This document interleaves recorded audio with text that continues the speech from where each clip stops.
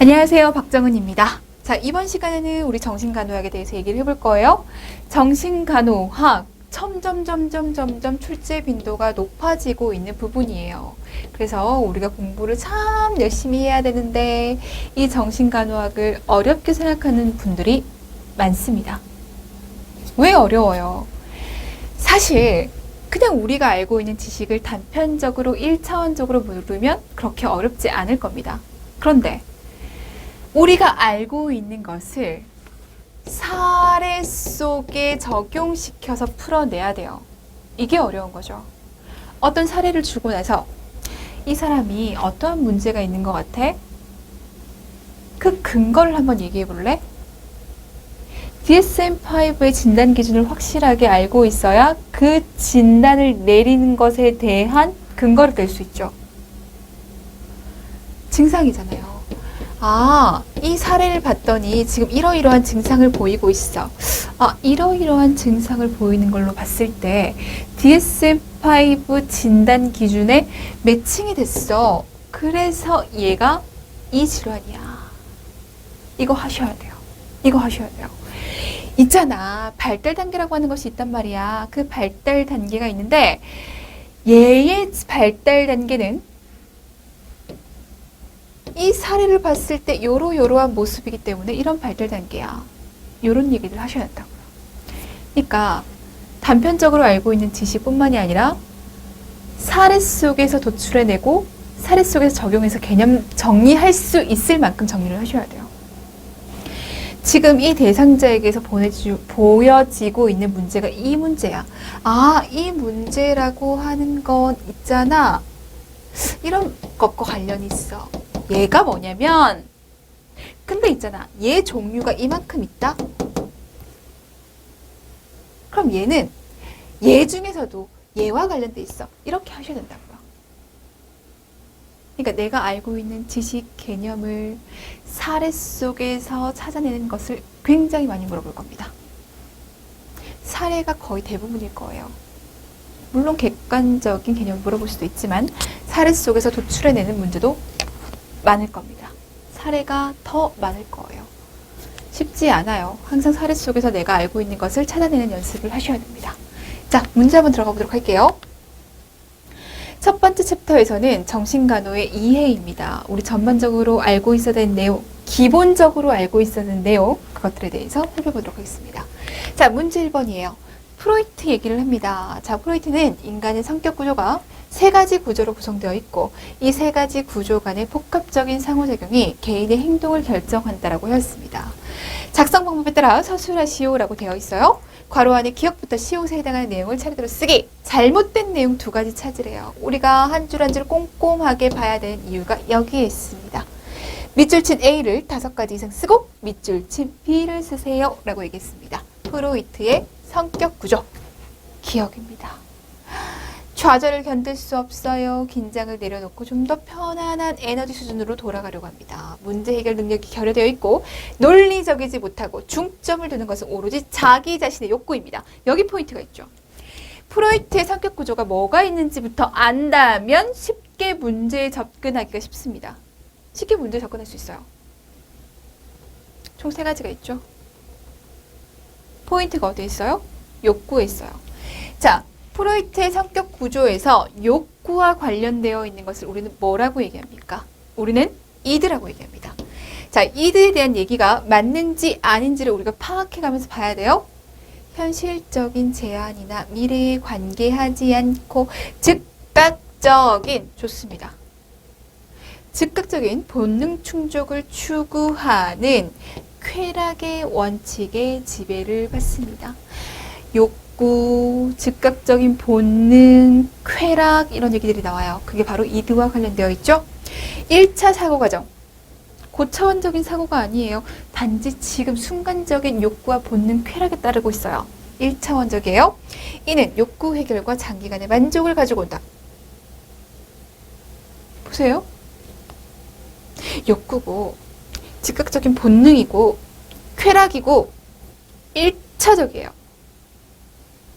이런 것들이 과연 장기적인 만족을 가지고 오느냐? 그렇지는 않다고요. 자, 이드는 욕구를 만족시키는 대상이나 사건에 대한 심상, 환상, 꿈, 환각 또는 망상을 형성하게 되고 그 심상에 몰두하게 된다. 이러한 정적 이미지는 순간적인 만족이나 안정을 가져올 수 있다. 순간적인 만족이에요. 쾌락이라고 하는 거, 본능이라고 하는 거 순간적인 만족이에요. 실제적인 욕구 해결이나 장기적인 만족은 할 수 없다라는 겁니다. 순간적이에요. 두 번째는 자아죠. 초자아에서 분화되어 환경을 탐색하는 것과 연관되는 성격의 일부로 외부 세계와 직접 접촉해서 현실을 검증한다. 포인트는 뭐냐면요. 현실을 검증한다는 거예요. 자아는 현실 검증입니다. 그런데 이 문장이요. 또 틀린 부분이 하나 있네요.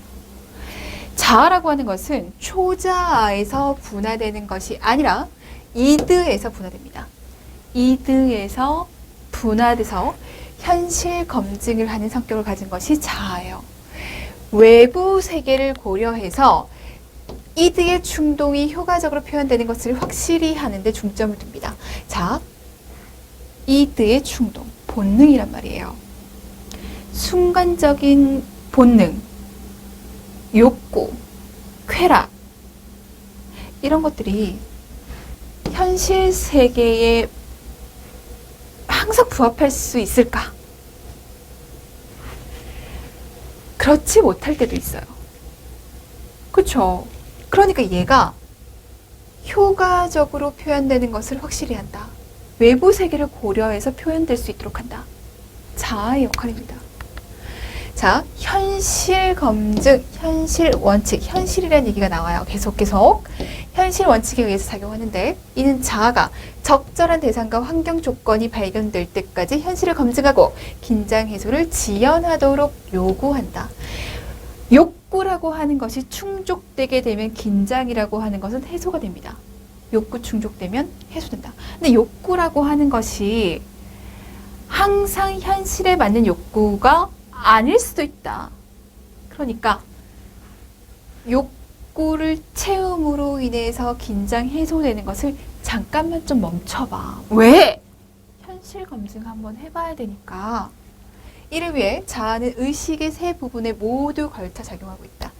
2차 사고 과정에 의해서 움직인다. 단순하게 움직이는 것이 아닙니다. 성격의 집행부와 같은 자아는 이드와 외부 세계 사이를 중재하고 현실 검증하고 유용한 행동에 대해 다양한 과제에 대해서 결정하는 이성적인 역할을 담당해서 성숙한 인간의 모습으로 살도록 기능하는 영역이다. 본능대로 사는 것은 성숙한 인간 아니잖아요.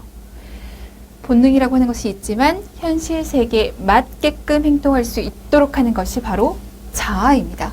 이 자아의 기능에 대해서 얘기해 봅시다. 외부 세계의 상황을 분별할 수 있는 현실 검증 기능이다. 포인트 여기 두셔야 되죠. 외부 세계에 대한 경험이나 개인의 유일성에 대한 느낌, 그리고 자신의 신체나 자신의 부분에 대한 감각인 현실 감각의 기능이다. 현실이라는 얘기가 계속 나오고 있어요. 현실에 부합하게, 현실의 포인트 주고 있죠. 현실에 부합하게 행동할 수 있는 식별 기능인 판단력이 있다. 충동적인 쾌락 추구 행동을, 이게 뭐예요? 본능이 돼요. 자, 이를 더욱 큰 만족을 위해 지연시키고 참을 수 있는 능력, 그걸 위해 조정해내는 능력, 이것이 바로 자아입니다. 대인관계에서 융합과 분리를 결정할 수 있는 능력인 대상관계의 기능, 주의, 기억, 집중, 예측, 개념 형성을 추진하고 촉진하고 현실과 부합하는 2차 사고 과정을 처리하는 능력인 사고 과정 기능입니다. 더 나은 성취를 위해 적응 시 퇴행이 필요할 때 자아 기능 수준이 적응을 위해 퇴보할 수 있는 능력인 적응적 퇴행 기능, 적응하기 위한 반응이에요. 위협적인 내 외적 자극에 대해서 방어하고 이러한 방어 기능을 관리하는 능력인 방어 기능, 현실에 계속적으로 적응할 수 있도록 도와주죠. 여러 수준의 감각 자극을 통합하고 조절해서 받아들이는 능력인 자극 관문 기능, 학습된 지식이나 기술, 취미 등과 같은 것이 포함되고 정신장애가 발생해도 손상받지 않도록 하는 자율적인 기능, 모순되는 태도, 가치, 정서 상태 등을 통합해서 외부로 나타나는 행동이 전체적으로 통합되는 통합 기능, 환경을 지배할 수 있고 타인에게 영향을 줄 수 있는 능력, 그것을 자신이 깨닫는 능력인 숙달과 자신감의 기능, 많이 얘기했어요. 많이 얘기했는데 결론적으로는 현실 검증 잘 해가지고 내 본능 잘 컨트롤하면서 현실 세계 속에서 잘 적응해서 살아갈 수 있도록 하는 것이 바로 자아의 기능입니다. 자, 그럼 초자아는요. 자아 위에 있다라고 보여지죠.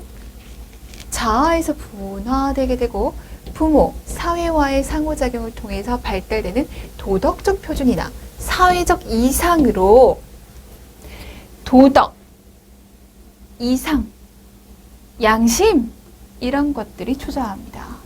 무엇이 옳고 그른가를 판단하는 데 관여하는 성격의 일부이면서 부모와 윗사람들과의 동일시 과정을 통해서 발달됩니다. 요거 포인트 주세요. 동일시를 통해서 발달하게 된다. 자, 3에서 6세 사이에 발달하게 되고요. 1차적인 양육자에 의해서 시작된 가치와 도덕들을 내면화하게 됩니다. 이게 동일시잖아요. 두 가지 요소로 구분됩니다. 어떻게? 양심과 이상으로.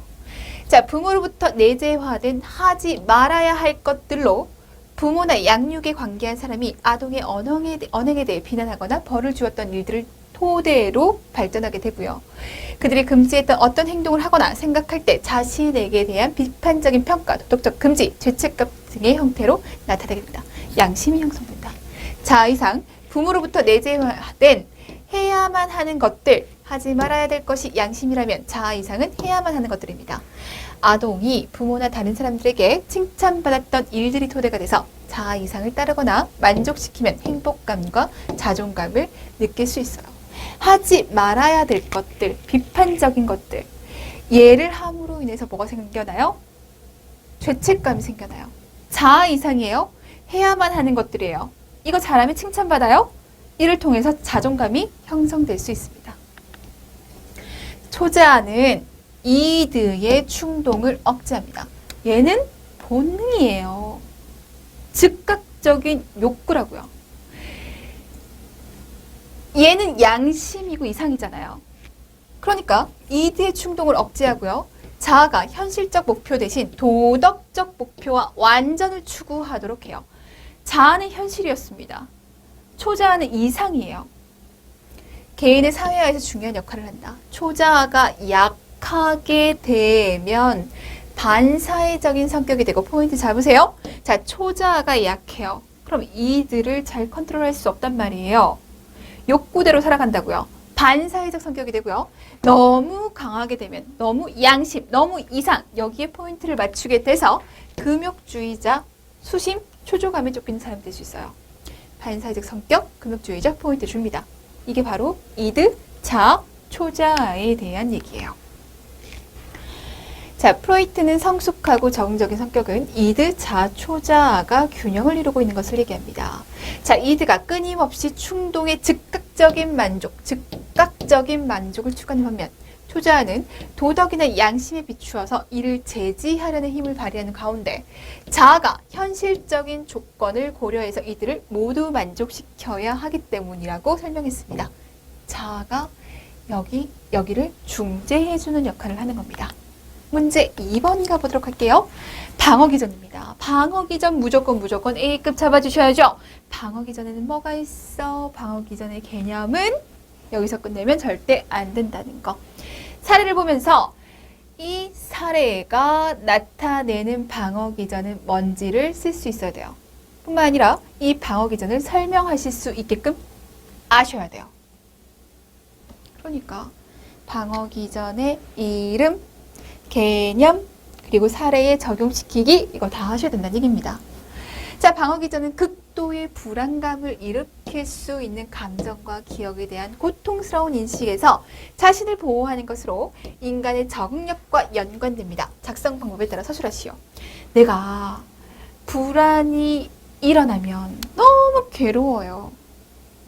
근데 우리는 괴롭고 싶지 않잖아. 그러니까 우리는 방어기전이라고 하는 것을 돌립니다. 이 방어기전은 무의식적으로 일어나죠. 거의.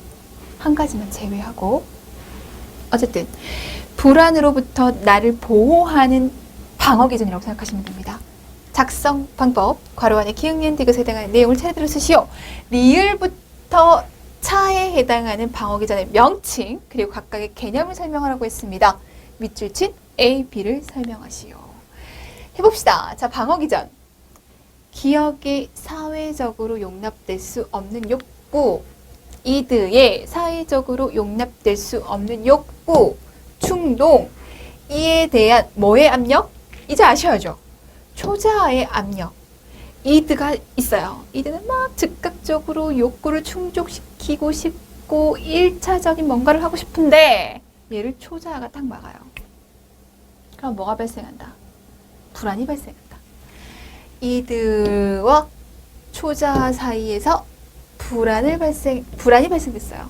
이 불안으로부터 자아를 보호하기 위해서 방어기전이 생기는 겁니다. 방어기전의 특징, 갈등, 정서를 관리한다. 대부분 무의식적이다. 대부분.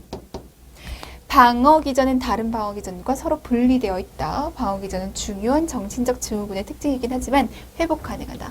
병적이기도 하지만 적응적이기도 하다. 불안에 잘 적응하기 위해서, 해소하기 위해서 사용하기 때문에 적응적이라고도 얘기할 수 있습니다. 해봅시다. 자, 방어기전이에요. 예시가 나옵니다. 의사가 내 혈압이 너무 높다고 했어요. 그랬을 때 오늘 아침에 차가 너무 막혔어요. 병원 주차장엔 자리가 하나도 없었고요. 그런데 혈압이 안 오를 사람이 어디 있겠어요? 라고 대꾸했어요. 이것과 관련된 방어기전이 뭐예요? 내가 혈압이 오를 수밖에 없었던 이유를 그럴듯하게 얘기하고 있습니다. 아니, 사실은 약도 안 먹고 막 관리도 안 했는데 그렇다고 얘기하기엔 내가 좀 그렇잖아. 싫은 거예요. 나 혈압 오르는 거 지금 상황에서 당연한 거죠. 그럴듯하게 이유를 냅니다. 이걸 우리는 뭐라고 얘기하죠? 합리화라고 얘기합니다. 자, 합리화에 대한 개념 제시하셔야 돼요. 용납할 수 없는 감정과 행동에 이유를 붙여서 정당화하는 겁니다. 이유를 붙여서 정당화. 이 합리화에는 신포도 기전이 있고 그리고 단레몬 기전이 있어요. 신포도 기전이라고 하는 것 뭐예요? 쉬워요. 나한테 별로 안 좋은 거예요. 바라던 것을 얻지 못했을 때 그것의 가치를 깎아내림으로써 마음의 평화를 얻으려고 하는 것을 얘기한다. 나 그 부서에 진짜 일하고 싶었단 말이에요. 근데 그 부서에 딱 떨어졌어.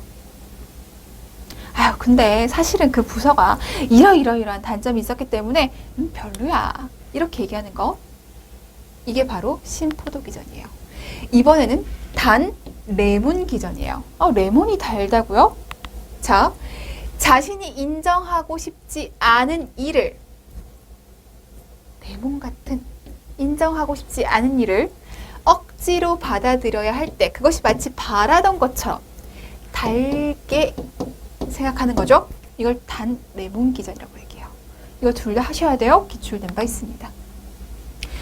많이 못 배운 부모가 자식들의 공부 뒷바라지에 완전 헌신해요. 이거 뭐예요? 내가 못한 거를 네가 뭐 하는 거예요? 보상하는 거예요.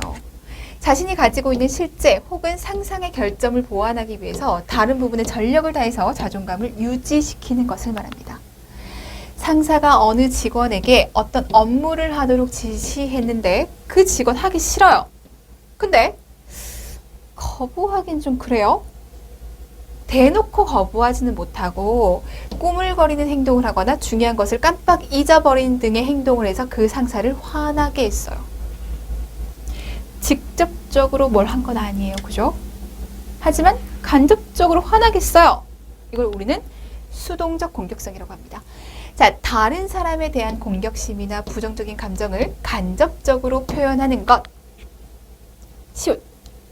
아버지를 점점 미워하게 된 현경이는 최근 가출하고 싶은 생각이 들었지만 그래서는 안 된다고 스스로를 달랩니다. 아빠 미워요. 집 나가고 싶어요. 근데 스스로 달래고 있어요. 안 돼. 그러면 안 되지. 의식적으로 스스로를 달래고 있죠. 이걸 뭐라고 얘기해요? 억제라고 얘기해요. 자, 방어기전이라고 하는 것은 대부분 무의식적이라고 얘기를 했습니다. 근데 얘는 유일하게 의식적이에요. 자, 고통스러운 생각이나 충동을 다룰 수 있을 때까지 의도적으로 포인트 주시고요. 잊으려고 노력하거나 생각하지 않으려고 하는 것이다. 대표적인 예가 하나 더 있어요. 내가 어두운 골목길을 갈 때 무서운 거야. 그래서 노래를 부르면서 무서움을 잊으려고 했어요. 그러니까 의도적으로 노래를 부름으로써 이 불안을 해소하고자 한 거잖아요. 역시 이것도 억제에 대한 예시입니다. 미워하는 동생을 때렸어요. 그리고 뽀뽀했어요. 이거 뭐예요? 취소입니다. 때리는 행위를 없애는 거예요. 뽀뽀하는 행위를 통해서. 자, 불편했던 경험을 실제적으로나 상징적으로 지워버리기 위한 목적으로 특정한 행동을 하는 것으로 용납할 수 없거나 스스로 죄책감을 일으키는 사고, 감정, 행동에 대해서 상징적인 방법을 통해서 무효화하는 것. 뽀뽀라고 하는 상징적인 방법을 통해서 때림으로 인해서 나타난 이 감정을 없애는 거죠. 부부싸움을 하고 남편이 아내에게 꽃다발을 줬다. 이것도 대표적인 예시가 됩니다. 취소. 마음에 드는 이성에게 접근하기 어려운 남학생이 사랑이란 무엇인가에 대해서 토론했어요. 마음에 드는 이성에게 접근하기가 어려워. 불안했어. 이것을 없애고 싶어. 토론해요. 논리적인 사고를 하게 되는 거죠. 이걸 뭐라고 합니까? 주지화라고 얘기하죠. 자, 고통스러운 경험이나 연관된 어려운 감정을 피하기 위해서 그 경험 자체에 대해서 지나치게 논리적인 사고를 하는 것을 얘기한다. 대표적인 예시 하나 더. 암에 걸린 사람이, 환자가 걸린 암에 대해서 모든 자료 조사를 한다. 이런 것들 모두 다 주지화가 됩니다. 죽은 남편이 어디 잠시 가 있다고 믿고 있다.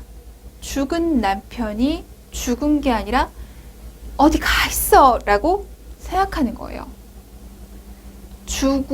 죽음이라고 하는 그 사실을 부정하는 겁니다. 의식적으로 감당할 수 없는 생각과 충동이 외부 현실에 대한 인식을 무의식적으로 회피하고 부인하는 것을 얘기합니다. 남편이 죽었다는 것을 인정할 수가 없어요. 부정하는 겁니다.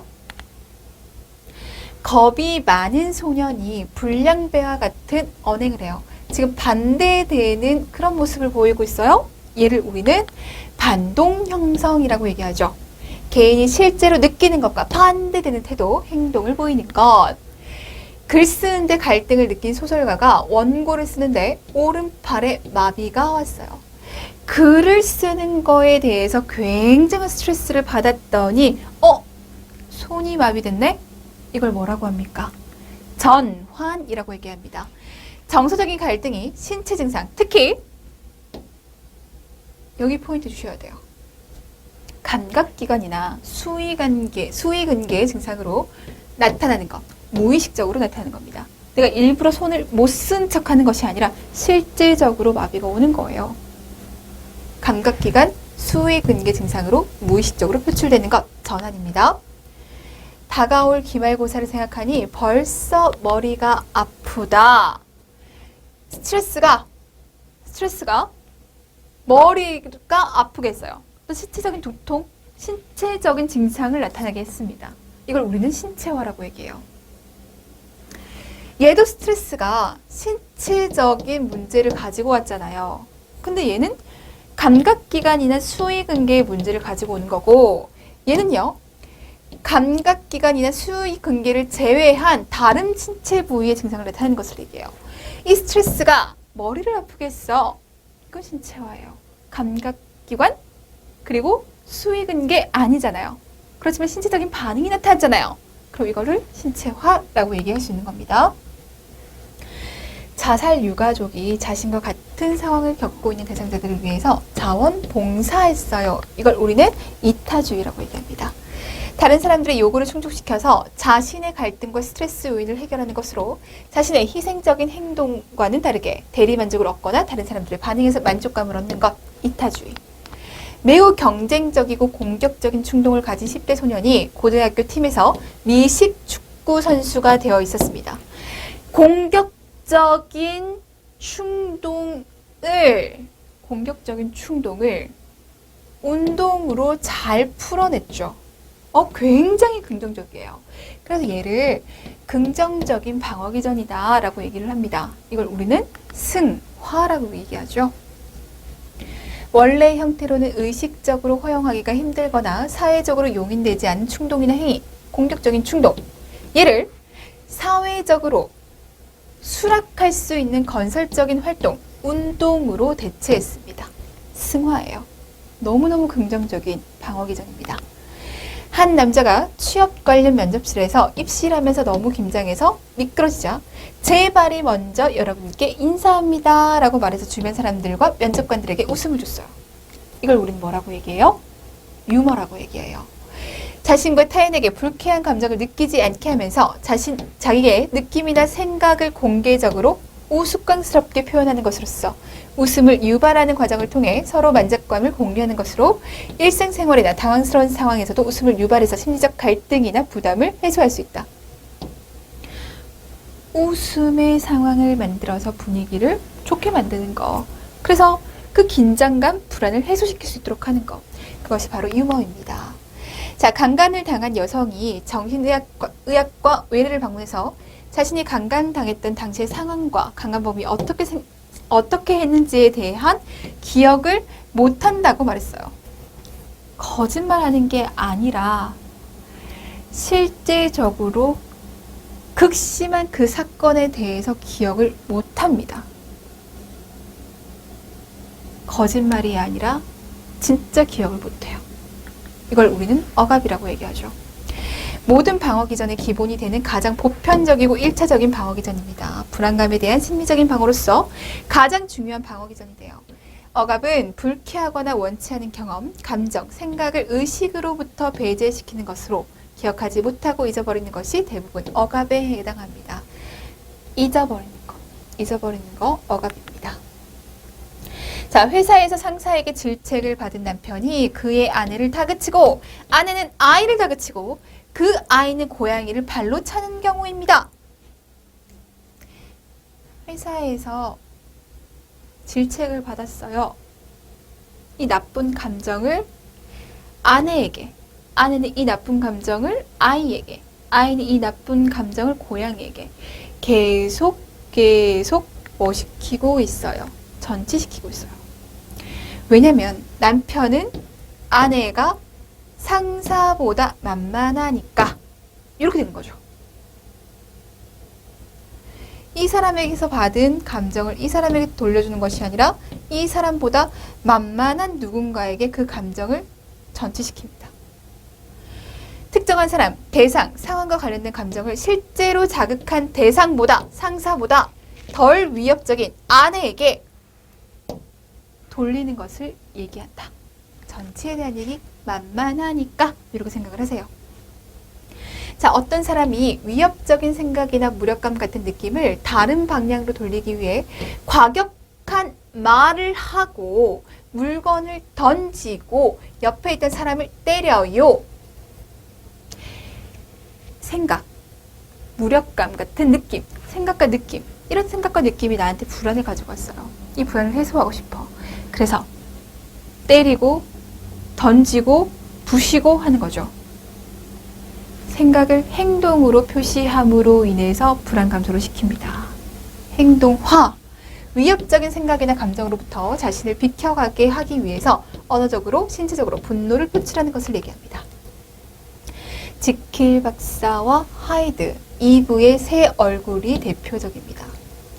완벽하게 다른 인격이 나오는 거죠.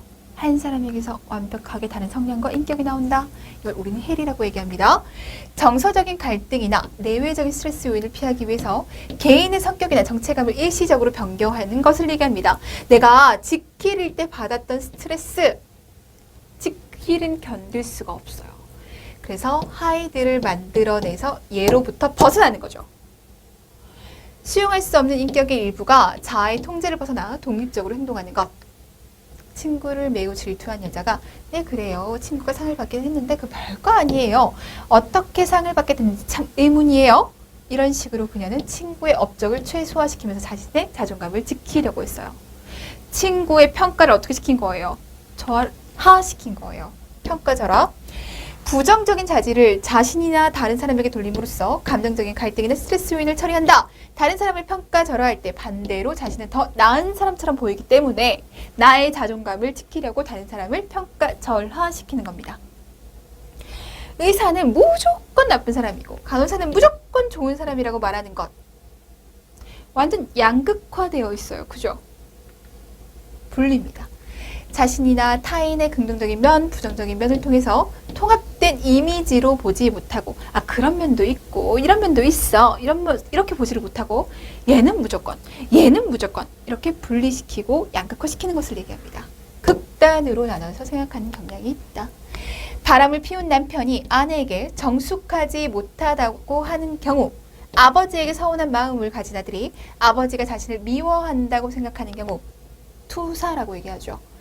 감정적으로 받아들일 수 없는 개인의 특징을 거부하고 이것의 원인을 다른 사람에게, 대상에게 상황 탓으로 돌리는 것으로 비난의 또는 책임 전가의 특징을 가지고 있다.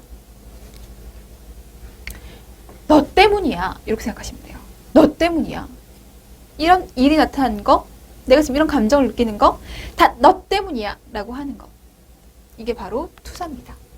6세대 아동이 동생이 태어난 후 이불에 오줌을 싸게 돼서 기저귀를 차게 되는 경우 6세라면 분명히 소변 가리기 잘하고 있었을 거예요. 근데 동생이 태어난 것과 같은 극심한 스트레스가 나타났다 보니 뭐 하게 되는 거죠?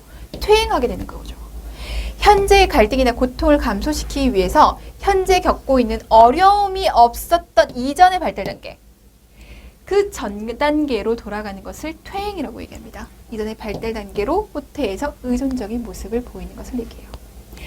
방어 기전 너무 중요해요. A급, A급, A급, 너무너무 A급. 사례 속에서 찾아내는 연습 꼭 하기. 개념 정리 확실하게 하기. 자, 문제 3번입니다. 페플라우의 대인관계 이론에서 치료적 관계는 4단계로 분류됩니다. 자, 기역, 니은, 디귿, 리을에 해당하는 각 단계의 간호의 목적을 쓰시오. 과거 기출이긴 한데 나온 적이 있거든요. 각 단계에서 어떠한 목적을 가지고 우리가 활동을 해야 되는지까지 연결시키면 좋겠어요. 자, 대인관계예요. 치료적 관계예요.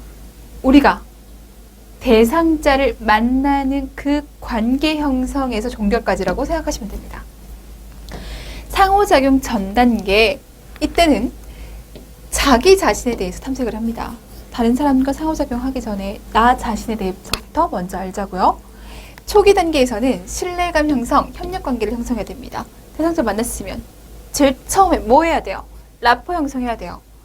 활동 단계, 이제 실제적으로 대상자 변화의 증진을 위해서 활동하게 되죠.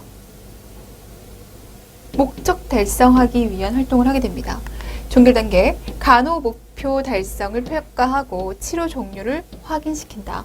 마지막에 종료합니다까지 하고 끝내야 되죠. 나 자신부터 먼저 알고 라포 형성하고 대상자 변화 증진시키고 그리고 나서 목표 달성 평가하고 치료 종료 확인하면 됩니다. 자, 이런 목적과 관련된 활동들이 이렇게 제시되고 있습니다. 어려운 거 없으실 거예요? 문제 4번 갈게요. 자, 간호사와 대상자 간의 관계는 전문적인 관계이기 때문에 간호사와 대상자 간에 이루어지는 의사소통은 일반적인 사회의 관계에서 이루어지는 대화와는 다릅니다. 물음에 답하시오. 우리는 의사소통을 해요. 의사소통을 하는데 우리는 의료 전문가예요. 그렇기 때문에 치료적 의사소통을 해야 합니다. 치료적 의사소통이 있다는 것은 비치료적 의사소통이 있다는 거죠. 치료적 의사소통에는 뭐가 있는지, 비치료적 의사소통에는 뭐가 있는지 개념, 그리고 또 뭐 해야 한다고요? 사례 속에서 찾아내기 연습까지 하셔야 됩니다. 작성 방법에 따라 서술하시오. 괄호 안에 기역부터 히읗에 해당하는 내용을 차례대로 쓰고 A부터 I에 해당하는 내용을 차례대로 쓰시오 라고 되어 있습니다. 자, 첫 번째 우리가 얘기해 보고자 하는 것은 치료적 의사소통이에요. 치료적 의사소통의 포인트는 비지시적이면서 비판단적이면서 개방적인 대화예요. 간호사가 우위에 있어 이런 개념이 아니라는 거죠. 우리는 동등해. 널 충분히 공감해.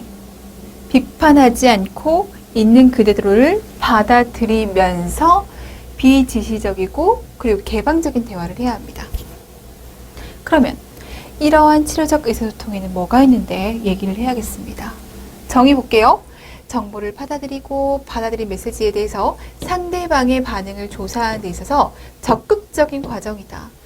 상대방에게 전적으로 관심을 기울여야 하면서 언어적, 비언어적 반응이 포함된다. 눈맞춤과 수용적으로 비언어적 의사소통을 유지한다. 이거 적극적인 경청이에요. 내가 잘 듣고 있어. 내가 네 얘기를 잘 듣고 있어. 이걸 말하는 그 우리의 상대방도 느낄 수 있게끔 비언어적으로 언어적으로 반응해줘야 돼요. 눈을 마주치고 고개를 끄덕여 준다는 등 정의해야 되죠. 사례 속에서 찾아가야 되죠. 그리고 여기서 이론적 근거도 같이 가져가셔야 됩니다. 적극적 경청, 치료적이라면서 그럼 왜 적극적 경청해야 되는 거야? 대상자에 대한 간호사의 관심과 수용성을 비언어적으로 소통하는 방법이다. 대상자로부터 협력적인 반응을 얻을 수 있고 상대방에게 계속 자신을 이해되고 있다는 느낌을 받게 한다. 이 사람이 내 얘기를 너무 잘 들어줘요. 아, 나한테 관심이 있는 사람이구나. 그럼 뭐 형성이 잘 돼요? 라포 형성이 잘 돼요. 라포 형성이 잘 되어야지만 치료적 관계가 형성이 되고 치료적 관계가 잘 형성되어야지만 우리가 원하는 목표를 달성할 수 있잖아요. 그러니까 적극적인 경청이 너무너무 중요하다고요. 대상자에게 이야기할 수 있는 기회를 주는 방법. 저에게 이야기하고 싶은 것이 있으세요? 말하기에 대해서 주저하는 경우 대상자가 자신의 이야기로 하고 싶은 주제를 주도적으로 선택하도록 격려한다. 하고 싶은 얘기를 해봐요. 스스로 그 주제에 대해서 얘기하도록 합니다. 이걸 일반적인 주제로 시작이라고 얘기합니다. 자, 이거 너무 중요하죠? 대상자가 한 말을 그대로 반복해요. 포인트. 그대로. 대상자가 한 말 거의 그대로 다시 한번 얘기를 해줍니다. 이것은 비교적 짧은 한두 마디의 말에 대해서만 해당합니다. 대상자가 밤새 한 잠도 못 잤어요. 거의 그대로 반복해서 밤에 한 잠도 못 주무셨군요. 라고 얘기를 해요. 이걸 뭐라고 얘기해요? 다시 말하기, 재진술이라고 합니다. 이거 너무 중요합니다. 이 재진술, 왜 중요해? 그 근거. 대상자가 사용한 거의 동일한 단어나 대략적으로 말한 것을 반복함으로써 대상자의 생각이 효과적으로 의사소통되고 있다는 것을 알게 해준다. 그 사람이 한 얘기를 내가 다시 한번 얘기를 함으로 인해서 내가 당신 얘기 잘 듣고 있거든요. 이렇게 말했죠? 라고 얘기하면서 듣는 사람의 잘못된 생각이나 오해를 바로잡을 수 있고 대화의 내용을 잘 기억할 수 있다. 한번 반복하게 되는 거잖아요. 잘 기억하면서 이 사람이 다시 한번 얘기를 하니까 얘가 얘기했던 그 말이 맞는지 아닌지를 확인해 볼 수 있는 기회가 된다고요. 대상자의 말에서 명확하게 표현되지 않은 모호한 생각을 확인하거나 언어화하려고 할 때 사용한다. 대상자의 생각을 말로 전환해서 질문을 던지는 형식을 취한다. 제가 확실히 이해했는지 모르겠는데 다시 한번 말씀해 보시겠어요? 명료합니다. 자, 명확하게 표현되지 않는 모호한 생각. 내 마음대로 오해해서 생각하면 이거 올바른 의사소통 아니잖아요. 내가 확실히 이해했는지 잘 모르겠는데 다시 한번 말해 보시겠어요? 당신이 한 얘기 다시 명료화 시켜볼까요? 이 얘기입니다. 이론적 근거. 상대방이 말한 기본적인 메시지에 대한 추측한 것을 단순히 반복해서 말하는 것 이상으로 애매한 것을 분명하게 명료화시키기 위해서 하는 겁니다. 직접적인 질문을 해서 대화의 주제를 보다 구체적으로 만들게 돼요. 하셔야 돼요. 자, 대상자의 생각, 행동, 감정을 간호사가 다른 용어로 표현할 겁니다. 다시 대상자에게 표현해 주는 거예요. 마치 다시 말하기 재진술처럼 보이지만 다르다는 얘기죠. 다시 말하기 재진술은 환자가 했던 말 거의 그대로를 다시 한번 얘기해 주는 거예요. 얘는요. 대상자가 말을 했어요. 그럼 그 안에 깔려있는 그의 생각과 행동이, 감정이 있을 거예요. 그 감정을 간호사가 캐치해서 말해줄 거예요. 반영시켜주는 거예요. 반영입니다. 대상자가 자신의 느낌을 인식하고 받아들이도록 격려한다. 간호사가 자신의 견해를 섞지 않고 대상자의 느낌을 다시 말해주는 것은 대상자의 느낌을 말해주는 겁니다. 대상자의 느낌이나 경험을 그만큼 존중하고 있다는 의미이고 대상자로 하여금 자신의 느낌이나 경험을 다시 자신의 것으로 깨닫고 받아들일 기회도 주게 된다. 그래. 이런 게 깔려 있었기 때문에 내가 이렇게 얘기한 거겠지. 이렇게 얘기했구나. 라고 생각할 수 있는 기회가 됩니다. 자, 대상자가 여러 가지 복합적인 이야기를 산만하게 해서 대화의 주제가 모호해졌을 때 초점을 분명하게 하는 겁니다. 당신이 지금 여러 가지 문제를 한꺼번에 얘기를 했어요. 그러면 우리 그 중에서 어떤 것이 가장 중요한 문제라고 생각해요? 그것에 대해서 우리 한번 얘기해 봅시다. 여러 가지 주제에 대해서 지금 얘기가 나왔고 그것에 대해서 모호하게 얘기를 하고 있는데 우리 이 주제에 대해서 한번 얘기해 볼까요? 이걸 우리는 초점 맞추기라고 얘기하죠. 자, 초점 맞추기. 간호사는 대상자가 한 가지 중요한 주제에 그의 에너지를 집중해서 격려해서 대상자를 압도하는 다수의 요인이나 문제를 예방할 수 있도록 합니다. 그 주제에 대해서 얘기할 수 있도록 초점을 맞춥니다. 자, 주제는 대상자와 의사소통 과정 동안 반복적으로 나타나는 대상자의 근본적인 이슈나 문제 등의 내용이다. 나는 당신이 말한 모든 관계 속에서 거절당하고 상처받았다는 것을 알았습니다. 당신은 이것이 근원적인 문제라고 생각하나요? 반복적으로 나타나는 대상자의 근본적인 이슈, 문제, 주제에 대해서 확인을 해보는 겁니다. 근원적인 문제에 대해서 우리 얘기를 해야 되잖아요. 그 주제에 대해서 얘기를 한다. 주제 확인. 자, 주제 확인은 대상자가 느끼는 감정, 행동 혹은 경험한 사건들을 연결짓는 데 도움이 되는 것으로 간호사가 대상자의 경험과 중요한 문제를 이해하는 것을 촉진하는 것이다. 문제의 포인트를 주시면 됩니다. 언어적 의사소통이 없어요. 지금 우리가 치료적 의사소통에 대해서 얘기를 하고 있는데 언어적 의사소통이 없다고 얘기했어요. 말을 안 한다는 얘기죠. 이걸 뭐라고 얘기해요? 침묵이라고 얘기해요. 침묵이 왜 중요한지에 대해서 꼭 기억하셔야 됩니다. 침묵.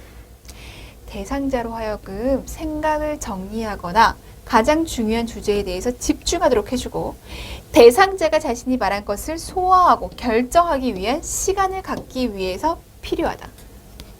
이 침묵을 잘못 사용하면 비효과적이죠.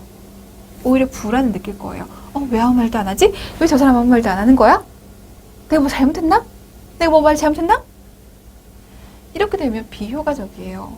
비치료적이죠. 근데 여기서 얘기하는 우리가 원하는 치료적인 의사소통인 침묵은 그 사람에게 자신의 생각을 정리할 수 있는 기회, 그 시간을 주는 겁니다. 시간을 갖기 위해서. 유머, 익살스러운 즐거움으로 불완전한 에너지를 방출시킬 수 있습니다. 유머를 통해 억압된 내용을 의식화하고 역설적인 것을 해결하고 공격성을 누그러뜨리고 새로운 선택사항을 드러냄으로써 통찰력을 증진시킬 수 있어요. 긴장력을 감소시킬 수 있습니다. 그래서 더 확장시켜 나갈 수 있는 거죠. 긴장이 풀리니까. 대상자가 필요로 하는 사실을 유용하게 활용할 수 있도록 하는 것, 사실의 포인트를 주시면 돼요. 제가 당신을 방문한 목적은 이러한 것 때문이에요. 정보를 제공하는 겁니다. 대상자에게 사실을 알려주는 것은 주제에 대한 지식을 증가시키기 위함이에요. 정보 제공, 대상자가 기대하는 것을 알게 해주는 것. 제안, 대안을 제안하거나 추천하는 것으로 충고는 아니에요. 제안 이꼴 충고는 아니다. 제안이라고 하는 건요, 이러이러한 해결책이 있을 수 있어요 라고 얘기를 해줘요. 그러면 대상자에게 선택할 수 있는 기회를 주는 거죠. 그러니까 해결책을 제안해 줄 수 있지만 최종적인 선택은 대상자에게 있습니다. 이건 치료적이에요. 대상자가 자신의 문제를 분석하고 있을 때나 대처 방안을 모색하고 있을 때 대안적인 아이디어를 내놓을 수 있어요. 제안할 수 있어요. 하지만 선택은 대상자라는 거 꼭 포인트 잡으셔야 됩니다. 비치료적 의사소통입니다. 대상자를 있는 그대로 받아들이지 않으면서 지시적이고 판단적이고 폐쇄적이고 마치 간호사가 우위에 있는 것처럼 대상자를 내려다보는 것처럼 당신에게 문제가 있는 것처럼 이런 느낌이 들면 비치료적이에요. 대상자의 불편감이나 불안을 걱정할 필요가 없다는 것을 나타낸다. 병원에서 나를 위해 최선을 다하고 있는 것은 알지만 하나도 나아지고 있지 않아요. 나에 대한 변화가 없어서 나아지고 있는 것 같은 변화가 없어서 내가 나를 생각하는데 변화가 없는 것 같아. 나 낳고 있는 거 맞아? 불안이 생기겠죠? 그 불안에 대해서 우리가 집중을 해야 되는데 괜찮아요. 곧 나아질 거예요. 아무 걱정하지 마세요. 라고 얘기하면서 일시적인 안심을 줘요. 비치료적입니다. 다 괜찮아. 다 괜찮아. 그럼 앞으로 다 괜찮아질 거야. 라고 하는 거 비치료적이라고요. 일시적인 안심. 문제가 있음에도 불구하고 일시적 안심시키기 위해서 하는 말은 대상자의 문제를 무시하거나 경시하는 태도로 받아들일 수 있다. 나는 지금 불안을 느끼는데 무조건 괜찮대요. 이 불안에 대해서 케어해주지 않고 무조건 괜찮대요. 이 사람 내 감정 무시하나? 이렇게 생각 들 수 있다는 얘기예요. 결과적으로 대상자의 느낌을 거부함으로써 결국 진솔한 표현을 하지 못하게 된다. 내가 지금 불안하다고 얘기하고 있는데 무조건 괜찮대. 저 사람한테 얘기하면 전혀 해결되지 않아. 얘기 안 하려고 한다는 얘기예요. 불필요한 칭찬과 비난하기. 대상자의 행동이나 생각을 칭찬하거나 비난하는 것. 무조건 잘했다고 하는 것. 무조건 비난하는 것. 사실 그 사람을 칭찬하거나 비난하거나 이건 평가하는 얘기예요. 간호사가 대상자를 칭찬하거나 비난한다는 것은 간호사가 대상자보다 낫기 때문에 평가할 수 있는 존재라고 하는 것을 얘기해요. 비치료적이라고요.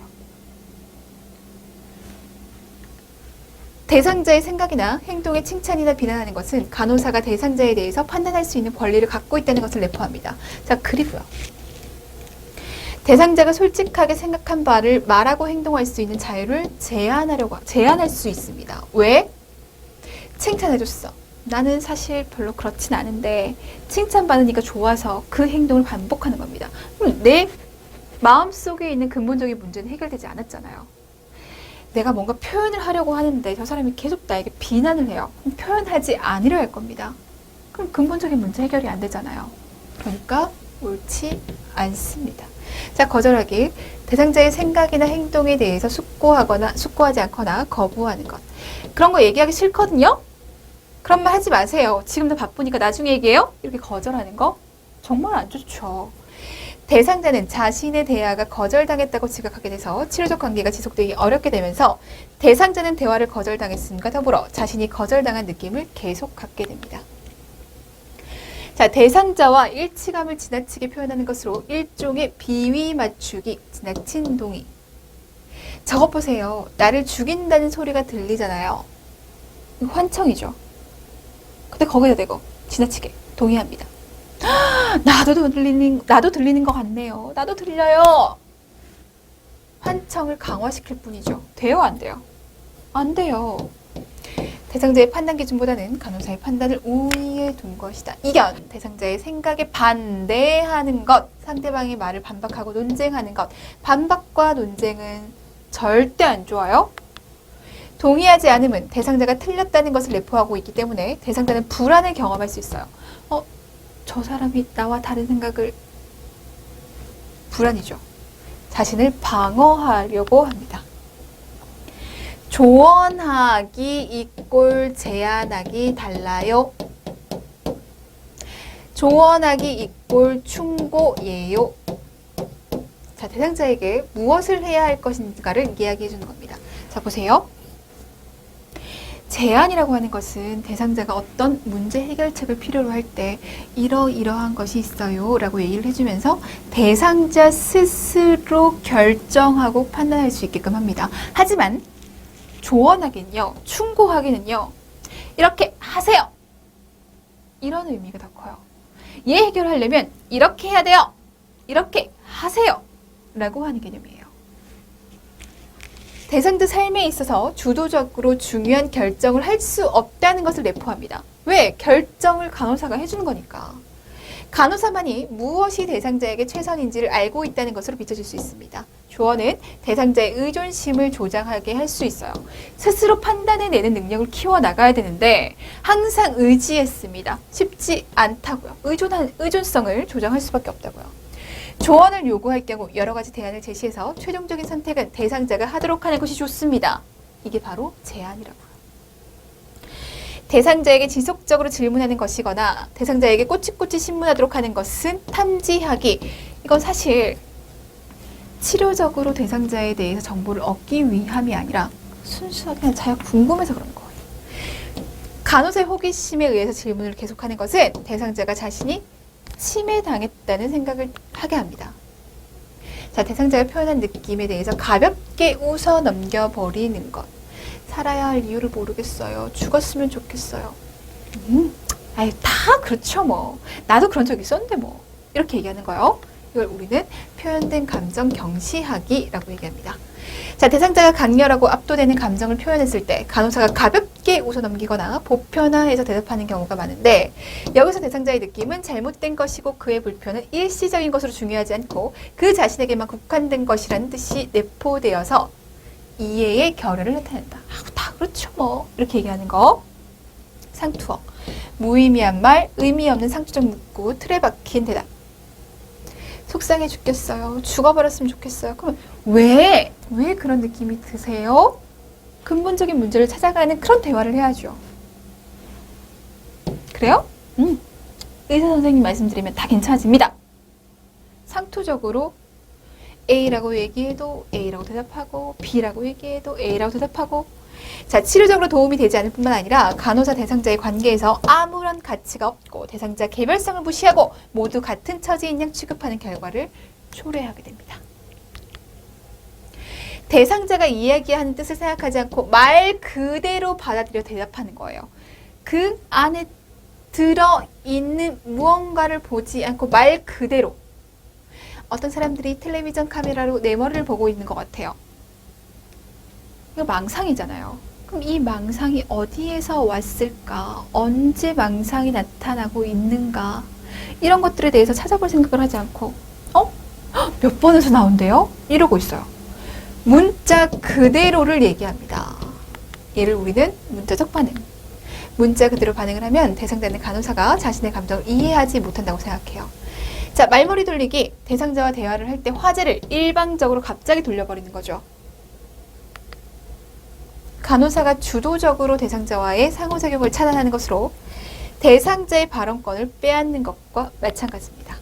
자, 이렇게 치료적 의사소통과 비치료적 의사소통으로 나눠 볼 수가 있는데, 자, 다시 한번 말하지만 뭐가 있는지부터 아시고 개념 정리하시고 그리고 얘가 왜 필요한지, 얘가 왜 치료적이고 비치료적인지를 판단해낼 수 있는 그 근거에 대해서 이해를 하시고 기억하시고 사례 속에서 찾아내는 연습하셔야 돼요.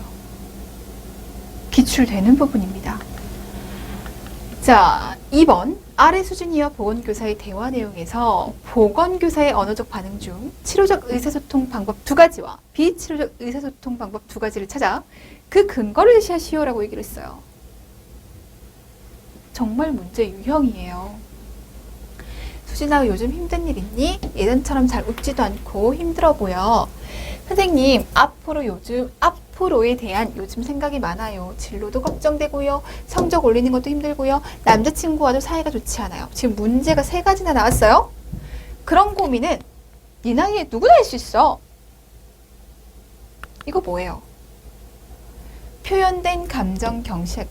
누구나 할 수 있는 걸 뭘 그렇게 고민하고 그래? 아이고, 별것도 아닌 거. 표현된 감정 경시하기예요. 자, 그래서 학생의 느낌이 일시적이거나 잘못된 것이며 그다지 중요하지 않다는 것을 함축하기 때문에 이것을 근거로 얘를 비치료적 의사소통이라고 얘기할 수 있는 겁니다. 자, 그러니 너무 걱정하지 않아도 돼 라고 얘기를 합니다. 괜찮아. 너무 걱정하지 않아도 돼. 일시적 안심이죠. 비치료적 의사소통이에요. 실제로 존재하고 있는 문제를 최소화하거나 무시, 경시하는 태도로 받아들여질 수 있고 이러한 안심은 학생에게 잠시 동안 좋은 감정을 느끼게 하지만 결국 무의미하게 들리게 됩니다. 비치료적이에요. 네가 말한 것 중에 어떤 문제가 가장 널 힘들게 하니? 지금 문제를 진로도 걱정되고 성적 올리는 것도 힘들고 남자친구와의 사이도 좋지 않고 이 세 가지의 문제 중에서 가장 힘들게 하는 건 뭐야? 세 가지 중에서 한 가지에 대해서 우리 초점 맞춰 얘기해보자 라고 하는 거죠. 이건 치료적 의사소통입니다. 초점 맞추기.